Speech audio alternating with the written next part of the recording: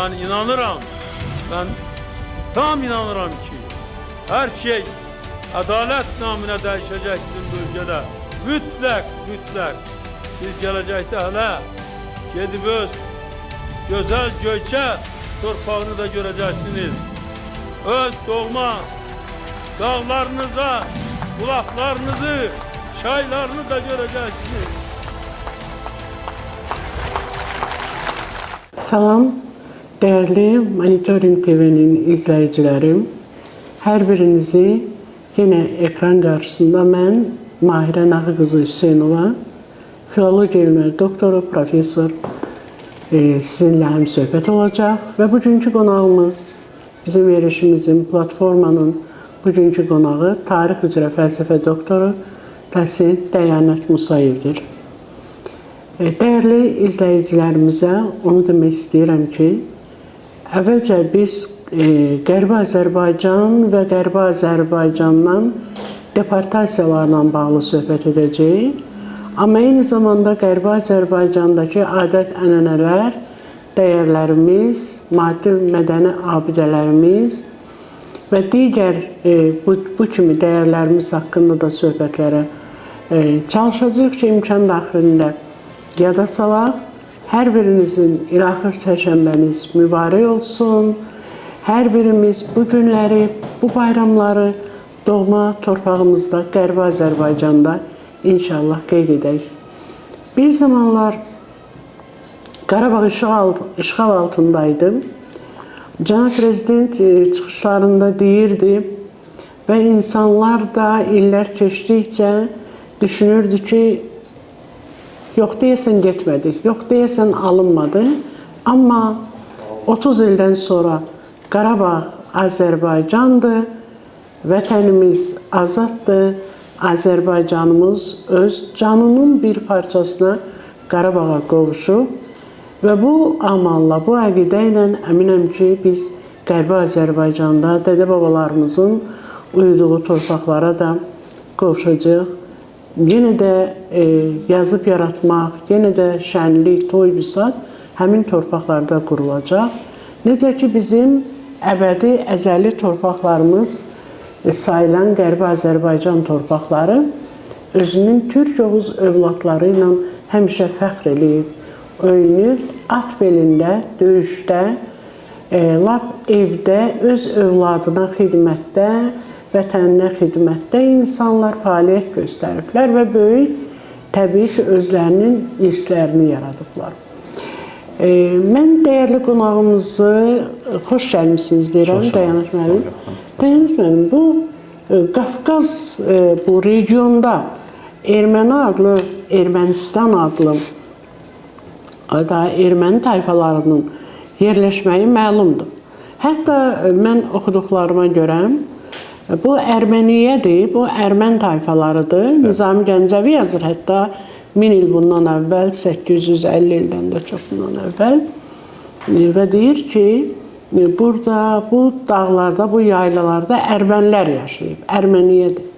Ondan sonraki tarix müxtəlif mərhələlərdə bizdən asılı olmayaraq, müxtəlif imperiyalar, hakimiyyətə gələn sultanlar, xanlar, xaqanlar torpağımızın münbitliyindən istifadə edib, bura həmişə göz dikiblər.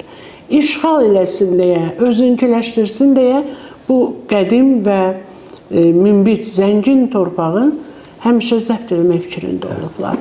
Bu erməni dövləti bir tarixçi olaraq necə oldu, yarandı? Nə ehtiyac, hansı ehtiyac var idi? Çox sağ olun Mahirə xanım. Mən təşəkkürümü bildirəm sizə və çəkiliş studiyasına dəvətə görə və fürsətdən istifadə edərək sizi və bütün Azərbaycan xalqın bayram münasibəti ilə təbrik edirəm. Siz düzgün qeyd elədiniz ki, ermənilər Azərbaycana, ümumiyyətlə Qafqaza, Azərbaycana nəyə görə deyirəm? Çünki tarixi Azərbaycan ərazisində yaratdılar dövlətlərin. Qafqaza ümumiyyətlə gəlmə xalq olması bu gün heç kimdə şübhə yaratmır. Əslində, böyük Rus tarixçisi Igor Mixayloviç Diakonovun istinadı ilə desə, hətta bilirsiniz ki, o tək Rusiya deyil, Böyük Britaniya və ABŞ Tarix institutlarının fəxri üzvü kimi tanınır və samballı bir tarixçi kimi tanınır. O sadəcə bu məsələdə erməni dilinin Qafqaz dil qrupuna aid olmamasını diqqətə çəkir və qeyd edir ki, Qafqaz xalqları, ümumiyyətlə bu ön Asiya xalqlarının bütün hamısı təbii ki, Altay dil qrupuna aid idi və fonetik baxımdan həmin dilin təhlili də göstərir ki, ümumiyyətlə bu dil yaşayış olaraq lokallaşdırma baxımından da düzgün deyil. Və təxmin edir ki, Azərbaycan ümumiyyətlə Qafqaz ərazisinə erməni tayfalarının gəlməsini ilk dəfə tarixdə eramızdan əvvəl 520-518-ci illərə təsadüf edir ki, bu da Bisutun kitabəsində bildiyimiz kimi Kirmanşah yaxınlığında tapılan kitabələrdə öz əksini tapır və orada siz dediyiniz kimi Arman və Ərmaniyə tayfalarının olması ilə qeyd olunur. Və bundan başqa tarixin atası hesab edilən Herodot, ondan sonra öz tarix əsərində, Strabon öz coğrafiyasında ermənilərin dəfələrlə müraciət elədiyi Xorelli, Movsesin, Musa Kalankaytın və digərlərin əsərlərində ermənilər gəldi tayfa kimi göstərir. Dövlətçilik barəsində burada heç bir söhbət gedə bilməz. Yoxdur, olmuyor. Və ən azından elə bir şey olsaydı, təbii ki, bütün detalları ilə, tarixi təfsilatı ilə yazan tədqiqatçıların salnamələrində bir cümlə kimi də olsa rast gələrdi. Erməni mənbələrində rast gəlir. Biz bu gün də mənbəşünaslıq fənnini tədris edəndə erməni mənbələrinə diqqət çəkərək deyirik ki, yazılıb erməni mənbəsində, amma digər mənbələrin heç birində istinad yoxdur. Ermənilərin, belə deyək də, bu təbliğat aparatında belə bir deyim var ki, deyir, yalana, cəfəngiyata 2-cə gün gündəmdə qalmağa imkan verin. Sonra 200 ildə onu silmək mümkün olmayacaq. Əsas o da 2 gün qalsın. Özünə yer eləyir. Yer eləyir, qalır. Bəli, o vaxt yazıblar. Necə ki, bu günlər onların dediklərini, hətta öz, belə deyək də, havadarları, ruslar belə fikir vermir. Adi bilirsiniz ki, bizim mətbəximizə aid olan dolmanı, lavaşı özünkiləşdiriblər. Hansı sözün mənşəyi özü türk sözüdür. Dolanma, türk sözüdür, türk resepti ilə hazırlanır, türk mətbəxində olub və Orta Asiya xalqlarında ümumi türk kontekstindən baxanda bu mətbəx, necə deyərlər, leksikasının, onların mətbəx leksikasına aidiyyatı yoxdur. Qətiyyən, düzdür. Hətta nəzər yetirsək, adət ənənələrində belə qonşu xalq olaraq bizdən götürdükləri məsələləri belə özünkiləşdirməyə çalışırlar. Mahnılar, hamısı, yəni hamısı bizim mahnılardır və onu elə oynayırlar, onu elə ifa eləyirlər.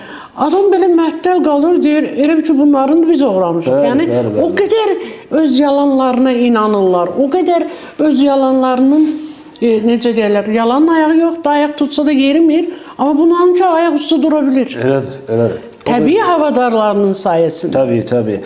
Siz dediyiniz kimi o qədər alidə olublar ki, hətta nəyin cəfəngiyyat, nəyin reallıq olmasını belə unudurlar və dünyaya da belə çatdırırlar. Və təbii ki, bu dövlətçiliklə bağlı deyəndə bir tarixə nəzər salsaq, ən azından Əhəmənilər dövlətinin mövcud olduğu dövrdə hər hansı bir satrapiyanın olması mümkün deyildi. Bu nəzəri cəhətdən mümkün deyildi. Çünki Azərbaycan həm ərazi baxımından onlardan belə deyək, böyük, qüdrətli, dövlətçilik tarixi olan Azərbaycan bunu edə bilməzsə, onlar da edə bilməz.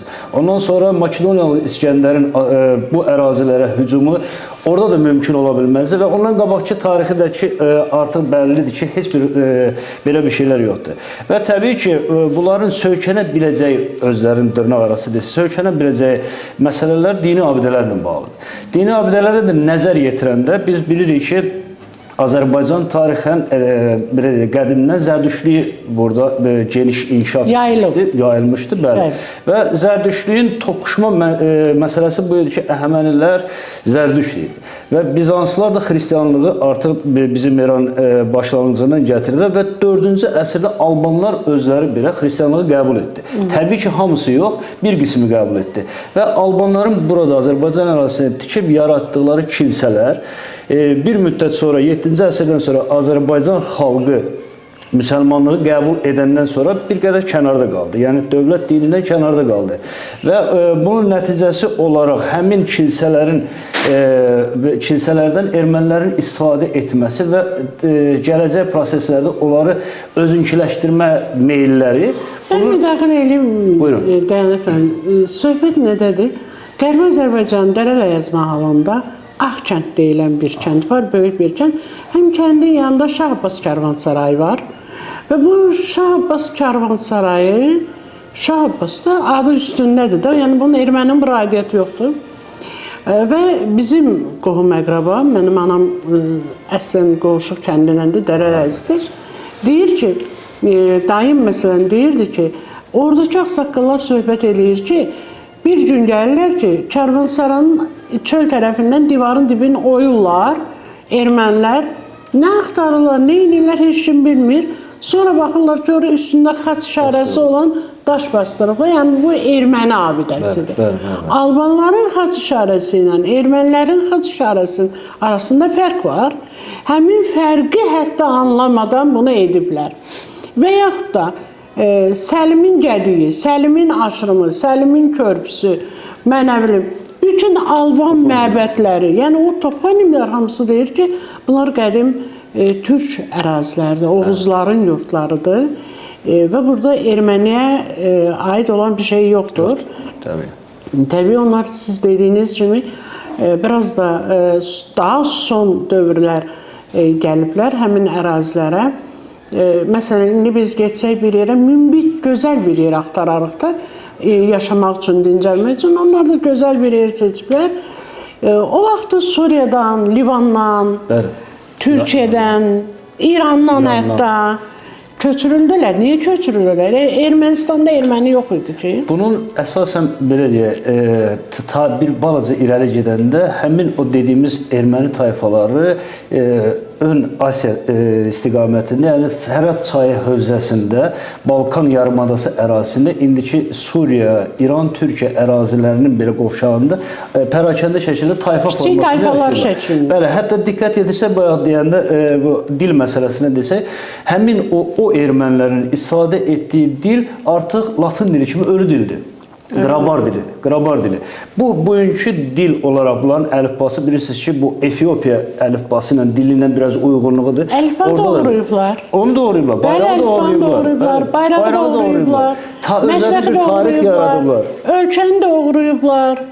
Necə uğurlamaq olar? Demoqrafik vəziyyətə baxırlar, görürlər ki, 50+1 olmalıdır erməni əhalisi, Ermənistan olsun. Ona görə də Azərbaycanlıları sürgün eləyirlər, öldürürlər.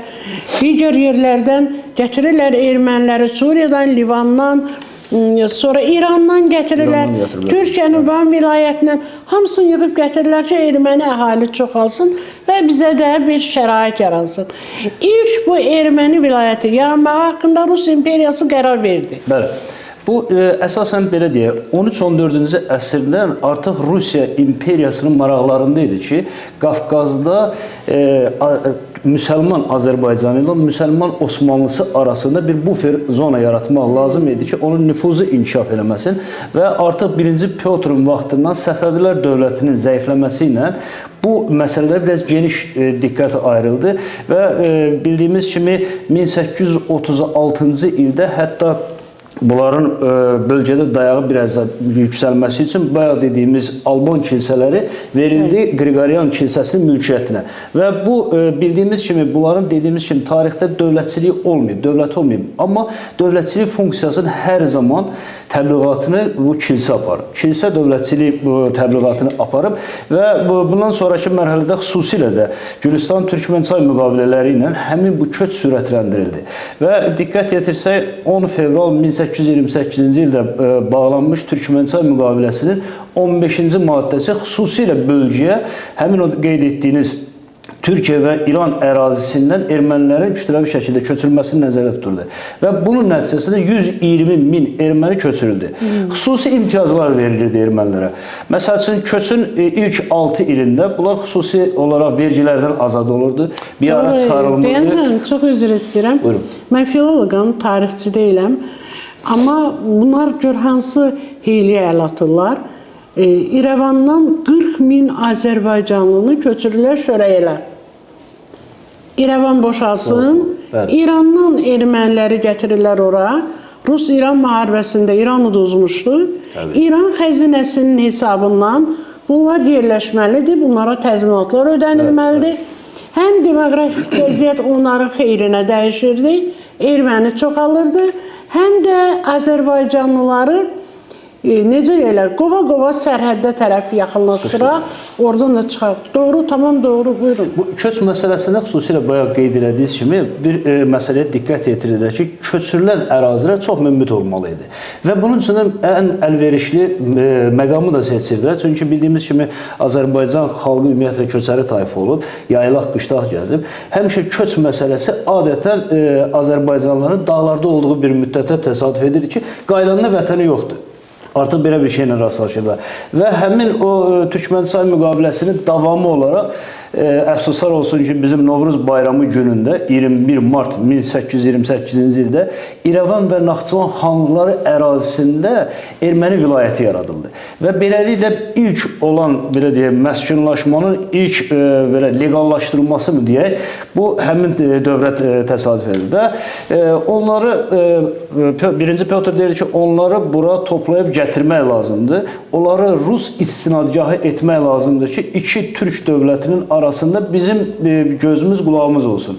Bizim burada belə deyək, dayağımız olsun. Satqındılar onlar xaraktercə. Təbii. Deyir, ona Ruslar özləri də xüsusilə belə güvənmirdilər. Sadəcə belə deyək, lazım olanı edirdilər. Çünki gürcülərlə bu sövdələşmə mən Azərbaycan xalqının köçəri olmasını qəbul etmirəm. Mənim fikrimdir, subyektiv fikrimdir, amma qəbul etmirəm. Nəyə görə?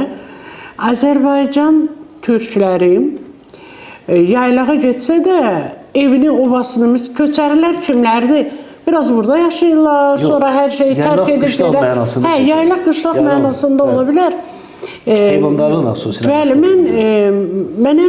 mən həmişə evdə də valideynlərimdən də, qonum qonşudan da, yaşım da onu deyir, eşitmişəm ki, yəni, birinin barmağı qanasa, məsələn, yaşlı adam, nə olub, ermənisən, erməni qan gördü. Erməni qorxaq bir millətdir. Bəli. Cəsarətlə deyirik. Biz isə igid, cəsur Babəklərin nəvəsiyik. Biz heç çox qorxaq olmamışıq. Sadəcə biz hiləgər olmamışıq. Onlar da hiləgər olublar. Məsələn, dinin dövlətə nə aidiyyatı var? Dinin dövlətə aidiyyatı yoxdur. Din azad ruhdur. Adamın iç dünyasıdır, ruhudur. Din budur, din dövləti idarə eləyə bilməz. Amma bunlarda kilsə qərar verir. Kilsə üç müəzzin. Kilsə qərar verir, pul topluyor, ordu üçün, sursat üçün və s. və s. Yəni, bütün bu strategiya qarışıb bir-birinə. Xaricdən qərarlar gəlir, dövlətin özünün bir mükəmməl necə deyərlər? Siyasi gücü yoxdur və s. Yəni, bütün bu vəziyyətlərin hamısını tarix unutmur. Tarix kitablarda, təzkirələrdə, salnamələrdə, lap bədii kitablarda belə yaşadır və deyir ki, erməni saxtakarlığı, hiləgərliyi, xəyanəti ayaq tutsa da yeriyə bilməz. Bir zaman yeriyə bilər, havadarlar güclü olanda.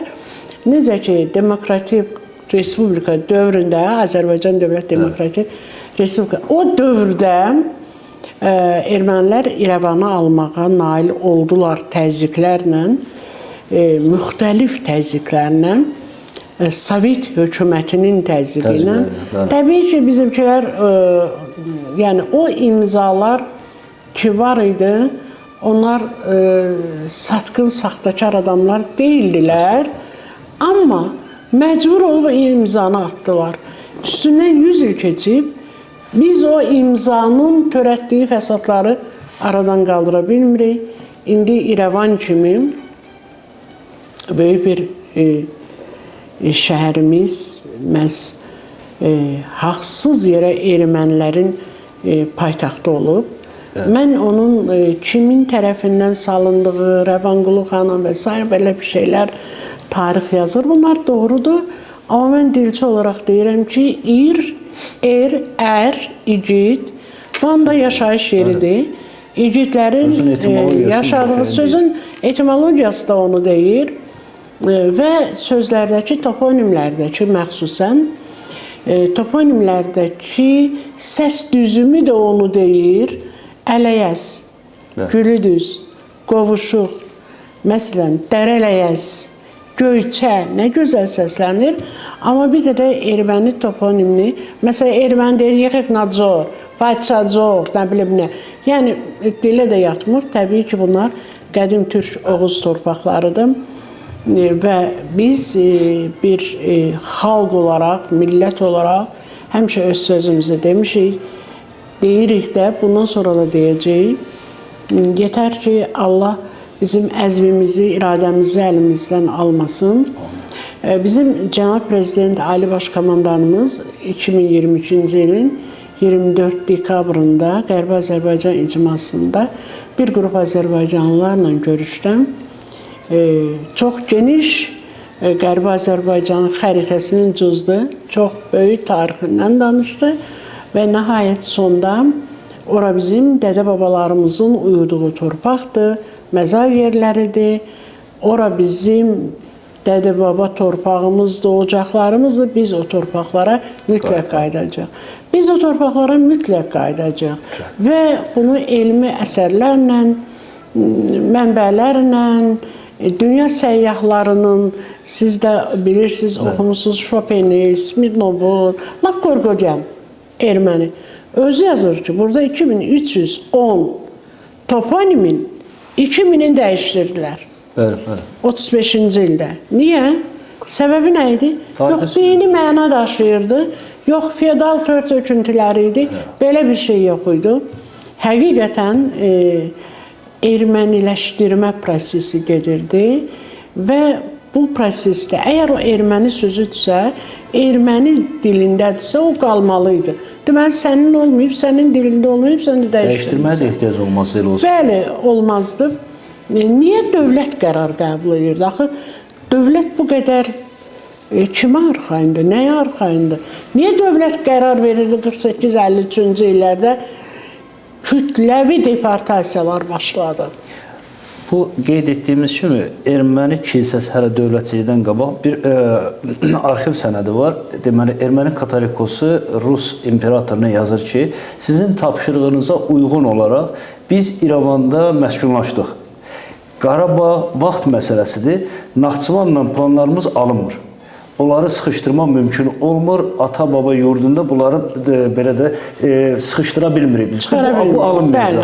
Qarabağ üzərində işləyirik. Şükürlər olsun ki, sizə dediyiniz kimi bir müvəqqəti olaraq işğal olmuşsa da azad etdiyi həmin əraziləri. Amma Rusiya ilə bağlı desək, SSR dövründə belə həmin o parçalanma məsələsi gündəmli idi.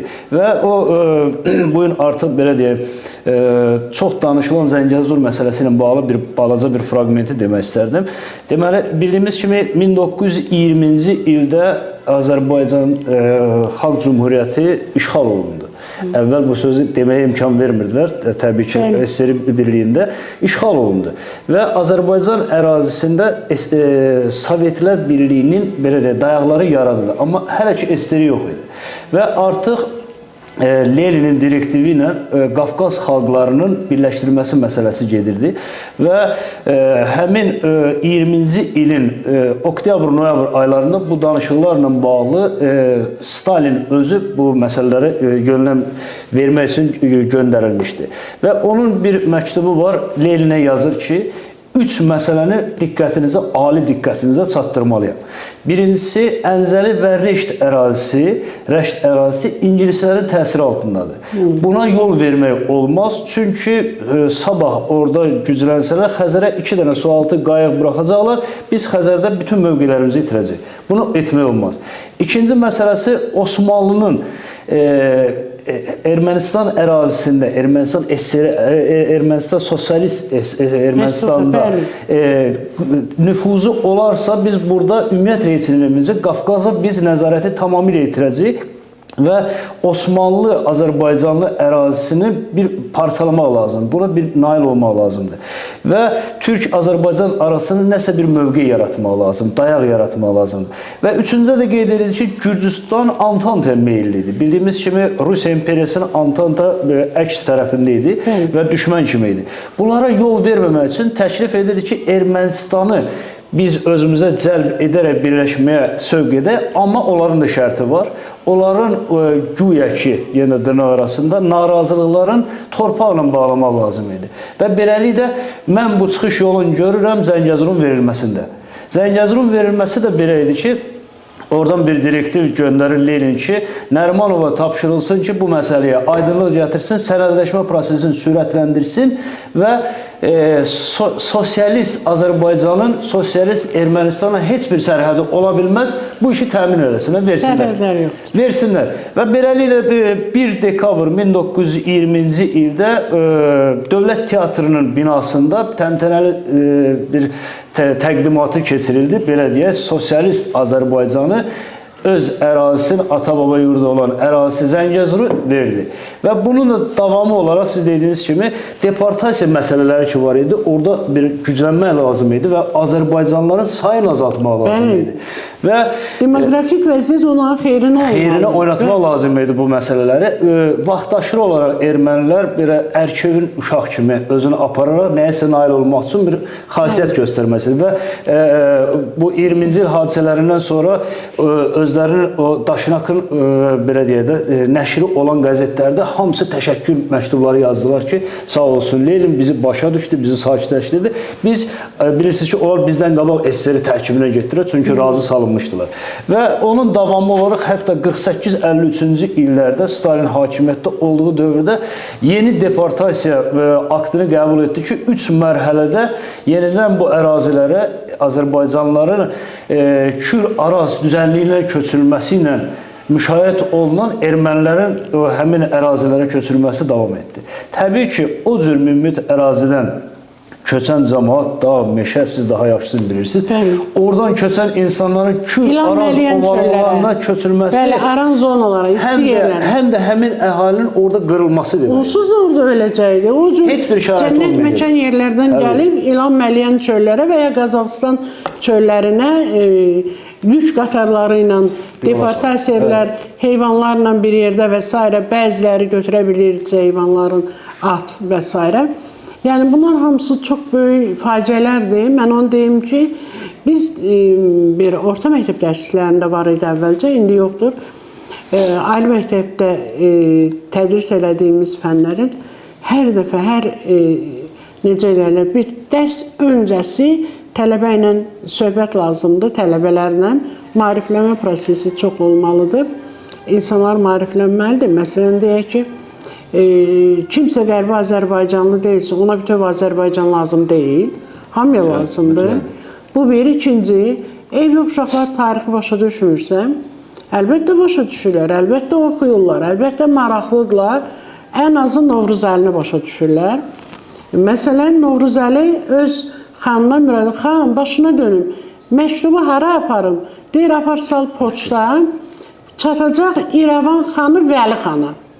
İrəvan xanı Vəli xana. Yəni bu uzaq bir 17-18-ci əsr, 16-cı əsr deyildi ki, 20-ci əsrin əvvəlləri idi. İrəvan xanı da Vəli xanı idi. Ona görə bizim torpaqlar məhz həmin dövrlərdə müxtəlif hiləgərliklə, fırıldaqla, güclə, güc zor tətbiq etməklə torpaqlarımız işğal altına keçdi və düzdür, bunu belə başa düşürlər ki, bu əbədidir, amma əbədi ola bilməz. 5 yaşında uşağı indi dindirsən, o uşaq mütləq deyəcək, mən qərbi Azərbaycanlıyam, mən Dərələyizdir, mən Göyçəliyəm, mən nə bilim, Dilcanlıyam və s. Yəni, heç kim öz soyunu, kökünü unutmur. Dayanacaq, mənə elə gəlir ki, soyunu, kökünü unutmaq bir xalqın məhvinə gətirən bir məsələdir. İnsan babası kimdirsə, atası kimdirsə, onu dünyaya gətirənlər kimdirsə, o da odur. Ondan qeyri, əgər öz soyuna, kökünə, dünəninə hörmət etmirsə, onun heç gələcəyi də yoxdur. Ona görə də gələcəyə də o inamlı addımlarla getmək üçün necə Qarabağ istəyinə, arzusuna, həsrətinə son qoyuldu, eləcə də Qərbi Azərbaycan arzusuna bir gün istəyinə, həsrətinə bir gün mütləq son qoyulacaq. O gün məncə uzaqda deyil. Amma mən daha bir sizdən öyrənmək istədiyim bir məsələ var. Ermənilərin dəstəkçiləri özləri də real vəziyyəti başa düşürlər, görürlər. Ən azı toponimləri bizim dekabr ayının 5-də, hər il dekabr ayının 5-də keçirilir. Simvolik olaraq deportasiya günü kimi belə bu cür qəbul olunubdur və beynəlxalq konfrans keçirilir. Bu illəri də 52 ölkədən 100-dən çox nümayəndə var idi, bütün dünya ölkələrindən. Və onlar da ya həqiqəti orada eşidirlər, ya öyrənib gəlmişlər mövzunun adına uyğun olaraq. Yetər ki, dünyaya çıxmağın yolları artıq aydındır. Çıxırlar, gənclər xüsusən. Çox xırda bir şeydir. Mənim bir hekayəm var idi, mənim çəkmələrim. Mən onu ingilis dilinə, rus dilinə, özbək dilinə tərcümə elətdirdim və dünyanın hər yerində çap olundu. Bir-iki gün bundan qabaq mənə xahiş elədilər ki, onlar bunu literaturaya, qazetada verək. Mən çox da alqışladım, hətta sevindim ki, nə gözəl verin. Mənim çəkmələrimdə bir körpənin başına gələn qaçqınlıq dövrü, bir körpə 5 yaşında qızın başına gələn hadisələrdir. Yəni, başqa sözlə desək, dünya təşkilatlarında qadınların hüququ qorunur, uşaqların hüququ qorunur, ayrı-ayrı böyük-böyük təşkilatlardır. Bəs niyə dünya susur? Qərbi Azərbaycandan gələn bir belə əhalinin məhv olmasına, bir belə işgəncələrə niyə dünya susur? Niyə susmalıdır? Ben bunları tənzimləyən bir qanun yoxmu? Yoxsa məsələn dediyimiz bu qanun kiməsə aiddir, bizə aid deyil? Niyə aid deyil? Niyə olmasın? Niyə etməsinlər? Və bu gün də Qərbi Azərbaycanla bağlı sənədləri BMT artıq sənəd kimi qəbul edir, yayımlayır və dünyanın hər yerində mən Avropa ölkələrini nəzərdə tuturam. Qərbi Azərbaycan problemlər şərh olunmaqdadır, izah olunmaqdadır. Biz tərəfdən, bizim Qərbi Azərbaycan icması tərəfindən və biz də sentyabrda Özbəkistanda bir səfərdə olduq. Həmin səfər vaxtı bizim apardığımız təbliğat işləri öz bəhrəsini verdi. Artıq Özbəkistanda Qərbi Azərbaycan birliyi yaradılıb.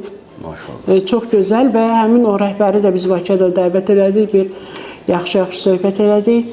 Yəni, bunu bizim, məsələn, Ege Universitetindən bu yaxınlarda bizə Leyla xanıma müraciət olunubdu, bu mərkəzin rəhbəri və ona xahiş ediblər ki, biz sizə dəstəyik, mətbuatla, konferanslarla, yəni biz sizin Qərbi Azərbaycan problemini çözməkdə köməkçinizdir.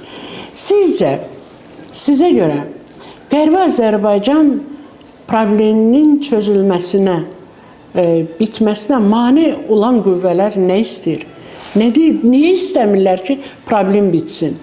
Siz çox düzgün qeyd etdiniz ki, vaxtaşırı olaraq deyil, daimi olaraq bizə tariximizi unutturmağa çalışdılar. Lakin biz onu unutmadıq və bugünkü gündə şükürlər olsun ki, biz müstəqil dövlətdə yaşayırıq və müstəqil siyasətimiz var. Hər halda hər bir şeyi dövlətdən gözləmək də düz deyil. Lakin dövlət özü həmin Qərbi Azərbaycan icmasının yaranması, onun fəaliyyətinə dəstək verməsi və sizin təşəbbüsünüzlə Pedaqoji Universitetdə belə bir araşdırma mərkəzinin yaranması həmin o prosesi bir qədər sürətləndirməsi deməkdir. Və təbii ki, digər belə deyək, dövlətlərdən, xalqlardan fərqli olaraq biz həmişə özümüzə güvənməli olmuşuq və bildiyiniz kimi elə bir tək Xocalı məsələsinin dünya ictimaiyyətinə çatdırılmasında nə boyda problemlər var. Ən azından olan, olmayan, bilirsiniz ki, dünyada tanınmış soyqırımlar ki var, onlara bir nəzər yetirəndə hamısını demək istəmirəm. Məsələn, Xatrin, Latitsi, Songmi, belə bir şeylər var. Onların say etibarı isə 142, 265 nəmli 500 nəfər. Lakin Xocalı, bir tək Xocalı, bunlardan ən azı, ən sonuncusudur və sayla ən çoxudur. Lakin və onunla bağlı həm foto, həm video, həm şahid qismində ifadələri var. Bununla bağlı bilirsiniz ki, Aşpanın 2015 sayılı qətnaməsi də var. Bununla bağlı Ağ Evin administrasiyasına da o vaxt müraciət olundu. Bəli, hə, deyildi, amma bundan sonraki mərhələ yenə də getmədi. Xocalıya ədalət kampaniyası çərçivəsində böyük miqyasda işlər görüldü və ikili standartlar nədənsə bizim alnımıza yazılmış kimi qalır. Lakin ermənilərin həmin ərəfədə bir məsələ var idi, yadınızda olar. Ermənilər güya ki 1915-ci il erməni soyqırımı dırnaqarası deyə soyqırımına aid yeni foto şəkillər taparaq yayımlamağa başladılar. Lakin bizimkilər bir müəllif hüquqları qorumaq şərti ilə bunu meydana çıxartdılar ki, bu bizim Xocalıda ermənilər tərəfindən qırılmış törədilən faciələr. Bunun da sadə bir belə deyək də təsdiqi var. Həmin o şəhidlərin üzərində olan geyimləri, fotoların arxivləri, rəngli şəkilləri, yəni effektin silib ağqara eləməklə 15-ci ilə aid eləməklə belə bir şeylər getmir.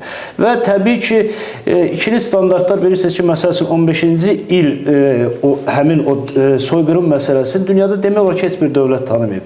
ABŞ-ın Ermənistan özü belə tanımayıb onu. Ermənistan dövlət olaraq onu tanımayıb. ABŞ-ın bir neçə ştatlarıdır. Bəzən, məsəl üçün, Avropanın o Fransa kimi dövlətləri təsir mexanizmi olaraq Türkiyədir. Bu məsələyə baxacaq, bu məsələyə yenilik bir şey eləyəcək. Amma təbii ki, bunun davamı getmir, çünki bunun təsdiqi yoxdur. Lakin bizim məsələdə gələndə, bilirsiniz ki, 44 günlük vətən müharibəsi dövründə belə cənab prezident demək olar ki, hər gün xarici media müsahibələr verdi. Tarixi faktlarla da bunu İnformasiya vasitələri həddindən artıq hərənin də öz dilində. Hərənin öz dilində verdi və tarixi faktlarla əsaslanaraq deyirdi. Ən azından bu həmin dövrdə bunların yayımlanması bir belə deyək də Avropa vətəndaşı, dünya belə deyək də vətəndaşlarında reallıqla bağlı bir fikirlər formalaşır. Ermənilər bunu qəbul etməliyik ki, əvvəllər indiki məsələni deyə bilmərəm. Ona görə ki, bu məsələlərdə biz xeyli irəli getmişik. Əvvəllər bu problem üzərində çox işlədilər və o dediyimiz kimi dezinformasiyanı bütün dünyada çap elədilər. Yaydılar və bir əzilmiş millət, yazıq bir millət kimi bütün dünyaya çatdırdılar. Olanı olmaz. O dediyimiz kimi yayılsın, sonra onun olub-olmamasını sonra 1-200 il araşdıracaqlar. Və bu məsələlərdə bizim təbliğat bir qədər zəif getdi. Bunun da əsasını deyərdim ki, Ulu Öndər Heydər Əliyevin Azərbaycançılıq ideologiyasını ortaya qoyması ilə bu işlər geniş bir vüsət aldı. Ondan sonraki mərhələdə Azərbaycan Diaspora Komitəsinin yaradılması ki, bu işlər bir mərkəzləşdirilmiş şəkildə getməlidir. Bu işlər, addımlar atılandan sonra bütün səfirliklər o işlərə cəlb olundu.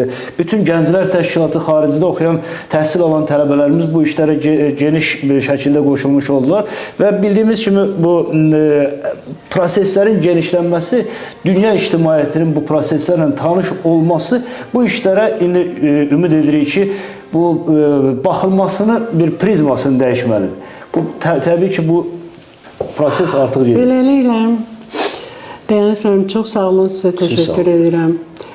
Sizin də bayramınız mübarək olsun. Təşəkkürlər. Elimizin, ovamızın adətidir. İlaxır çərşənbəniz mübarək olsun. Dəyərli televiziya tamaşaçılarına da bayramlarını təbrik edirəm. Onlara uğurlar arzuyuram yeni ildə. Və beləliklə bizim bugünkü platformadakı baxışlarımız sona çatdı.